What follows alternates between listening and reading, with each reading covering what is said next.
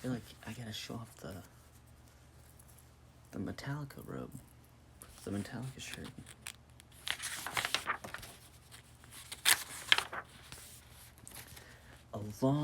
An all night long snow had been falling, and the sun came up. Everything was quiet and still. There was no sign of a penguin family, except three heaps of snow. Then one of the heaps began to move. Now, "Good morning, Tim," he said cheerfully to the small snowdrift. "Did you sleep well?" Little Tim shook from the snow from his head.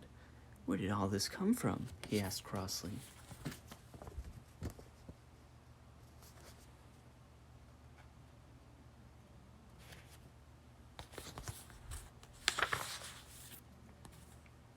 "Never mind the snow," said Penguin Pete.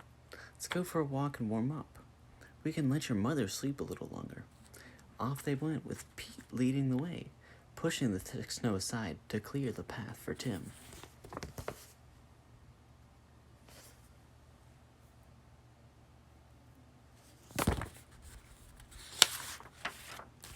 Suddenly, Tim shouted, "Hey, Dad, look at me." Pete turned and ducked as a snowball whizzed over his head.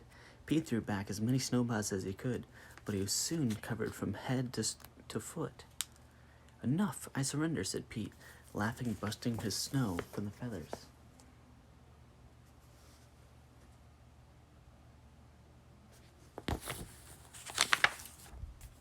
Soon they came to a small cliff.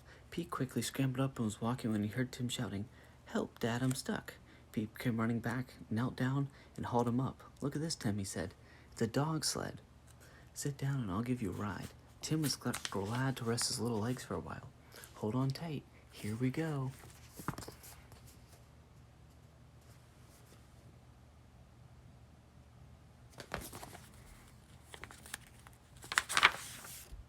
Suddenly, there was a terrible crack, and the sled broke right across the middle. Pete stopped and looked back. So that is why the sled was led out in the snow. Tim got off to push the back half of the sled. "Can we put it back together?" he asked. "No, I don't think we can, Pete. At least you've had a little rest. It's all downhill from here."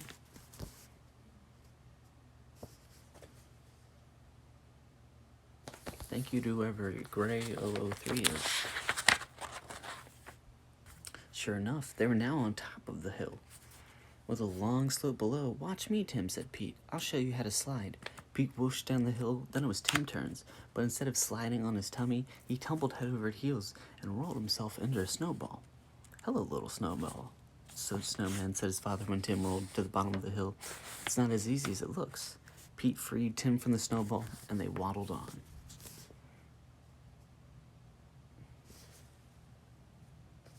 That's how life is going right now. Thank you, Sophie Murphy. It had begun to snow again. Tim was walking very slowly through the whirling snowflakes when suddenly he realized he couldn't see his father. Tim stopped and called out to him, but the wind was howling very loud. I have like a hair that's bothering me. There we go. But the wind was howling so loudly he could barely hear his own yell. Tim stood very still. He was soon being covered with snow. Then he heard a friendly little voice. "Hello, little penguin," said the seal. "I almost missed you under all that snow. Do you want to come for a swim?" "Yes, please," said Tim. "I love swimming."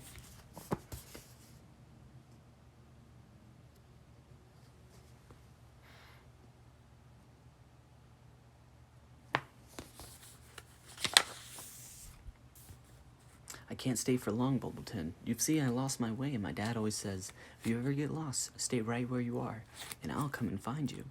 "So that's why you were standing as still as a snowman," said the seal. Tim was happy with the graceful seals, but he needed to get out of the water, or his father would never find him.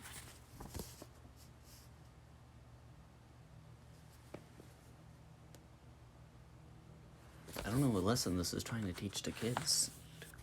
Go with strangers that you find.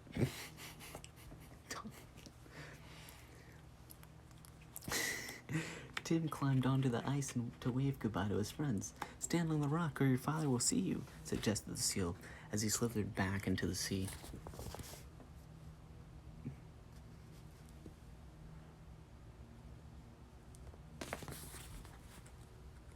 Don't go with strangers. That's why did this book have this in here? Meanwhile, Pete had begun to look everywhere for Tim. He climbed up the snow and shouted, "Tim, where are you?" At last he heard a little voice through the snow. "Dad, I'm over here." "Let's go home," said Pete as he hugged him tightly. "I think we've had enough snow for today, don't you?"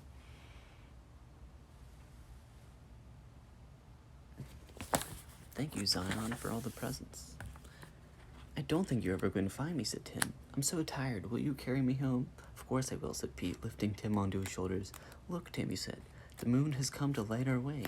But there was no reply. Tim had already nodded off to sleep.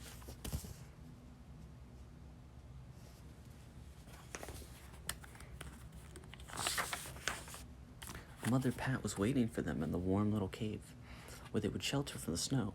Tim had woken up again, and he told his mother all about his adventures.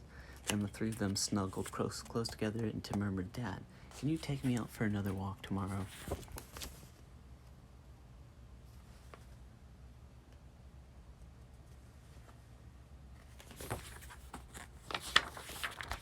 And that is the end of our first book. Our next book, we have The Little Engine That Could by Waddy Piper.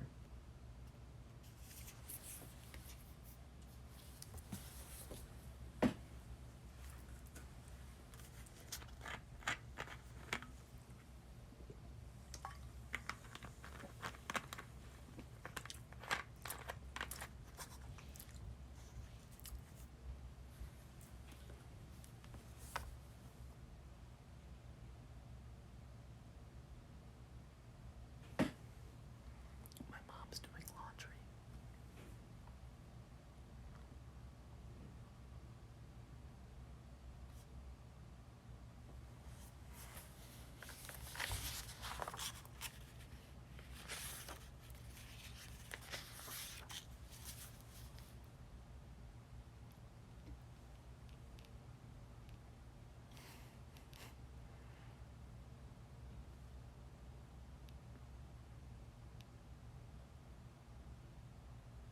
Okay, anyways. Chug, chug, chug. Puff, puff, puff. Ding dong, ding dong. The little train rumbled over the tracks. She was a happy little train, for she had such a jolly load to carry. Her cars were filled with good things for boys and girls.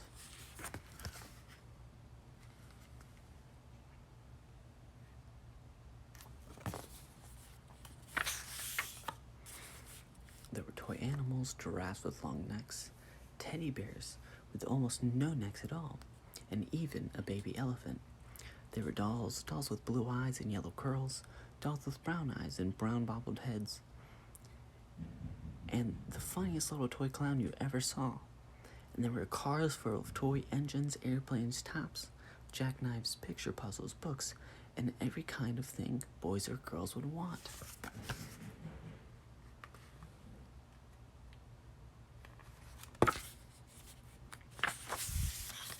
But that was not all. There were cars filled with all sorts of things for boys and girls to eat. Big golden oranges, red-cheeked apples, bottles of creamy milk for breakfast, fresh spinach for their dinners, peppermint drops, and lollipops for after-meal treats.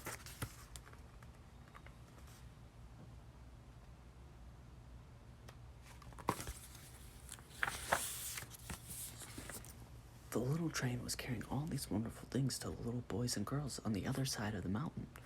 She puffed along merrily. Then all of a sudden, she stopped with a jerk. She could simply not go another inch. She tried and tried, but her wheels would not turn.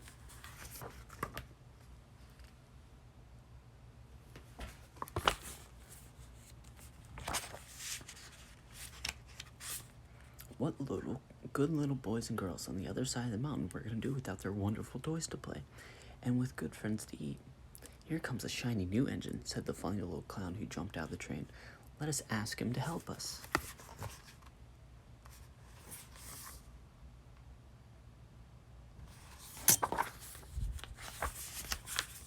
So all the dolls and toys cried together, "Please, shiny new engine, won't you please pull our train over the mountain? Our engine is broken down, and little girls and boys on the other side won't have any toys to play with or good food to eat unless you help us." But the shiny little engine started. I pull you? I am a passenger, Anderson.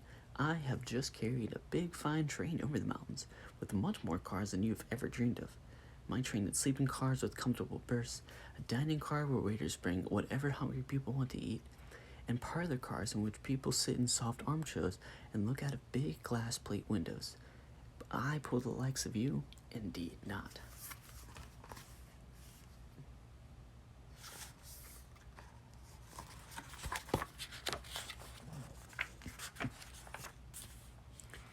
And he steamed to the roundhouse, where they lived and they were not busy. How the sad little train and all the dolls and toys felt. The little clown called out, the passenger engine was not the only one in the world. Here is another train coming, a great big strong one. Let us flag him down. Little toys waved his flag, and a big strong engine came to a stop.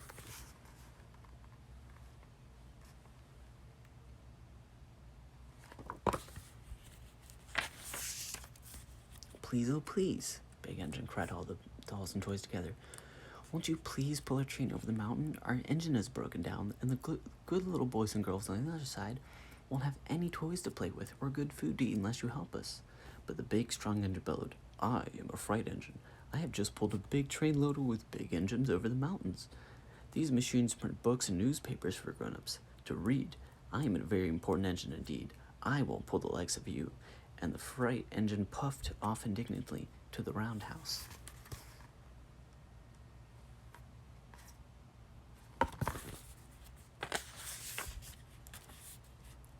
The little train and the dolls were very sad. Cheer up, cried the little toy clown. The freight engine is not the only one in the world. Here comes another one. He looks very old and tired, but our train is so little. Perhaps he can help us. So the old toy clown waved his flag to the dingy, rusty old engine stopped.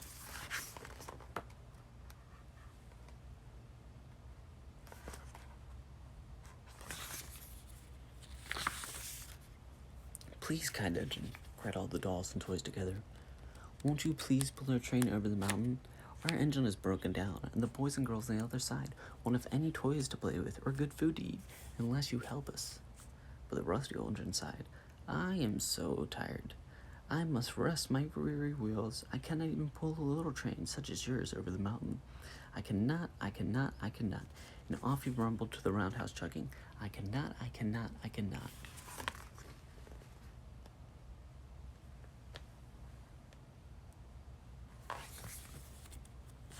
He's got the same glasses as me. And indeed a little train that was very, very sad, and the dolls and toys were ready to cry. But the little clown called out, here's another engine coming, a little blue engine, a very little one. Maybe she will help us. And that very little engine came chugging merrily along. When she saw the toy clown's flag, she stopped quickly.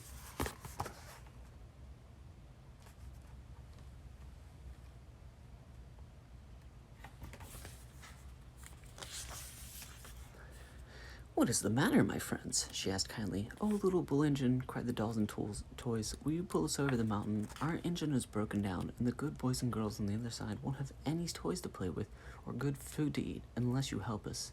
Please, please help us, little blue engine.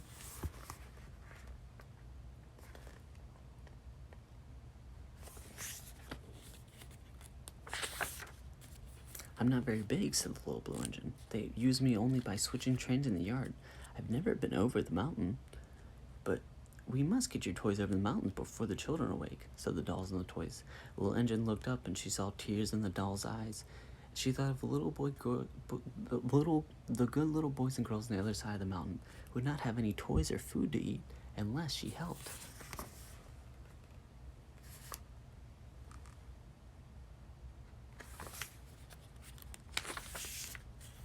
She said, I think I can. She hitched herself onto the little train, and she tugged and pulled and tugged, and slowly, then they started off.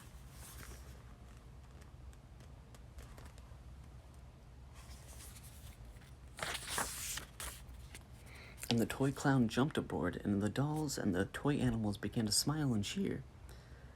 Puff, puff, chug, chug, went the little blue engine. I think I can.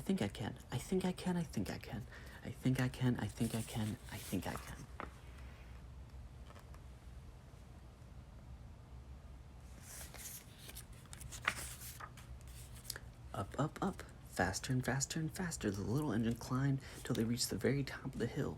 Down the valley lay the city.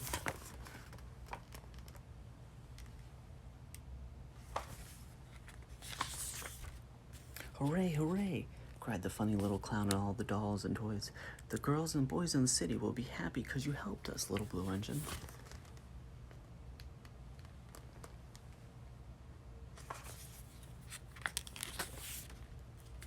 And the little blue engine smiled and seemed to say as he puffed steadily down the mountain, I thought I could, I thought I could, I thought I could, I thought I could, I thought I could, I thought I could.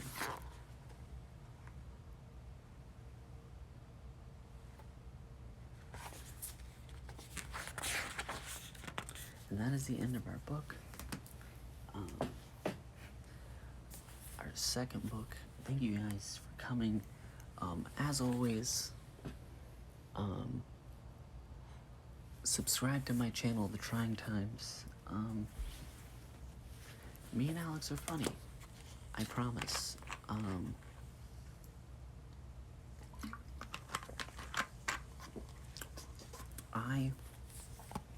Let's do our Goodnight Moon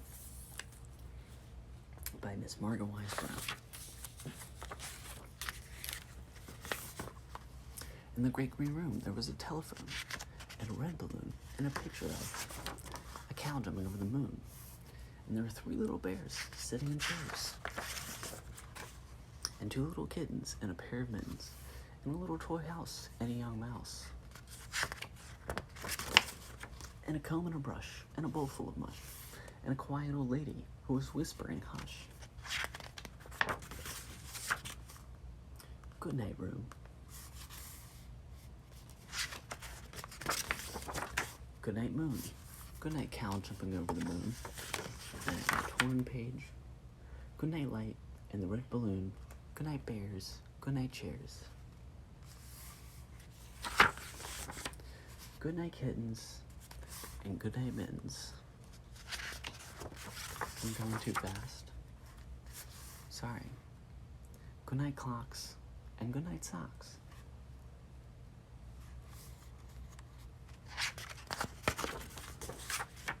Good night, little house. And good night, little mouse. Good night, comb. And good night, brush.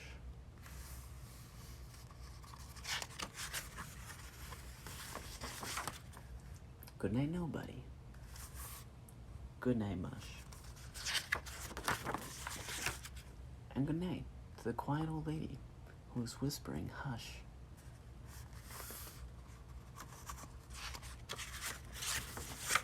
Good night, stars.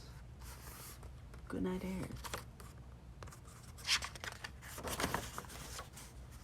Good night, noises everywhere. Thank you guys for coming by tonight. I appreciate you all. You all are loved. As always, subscribe to The Trying Times. We're lit.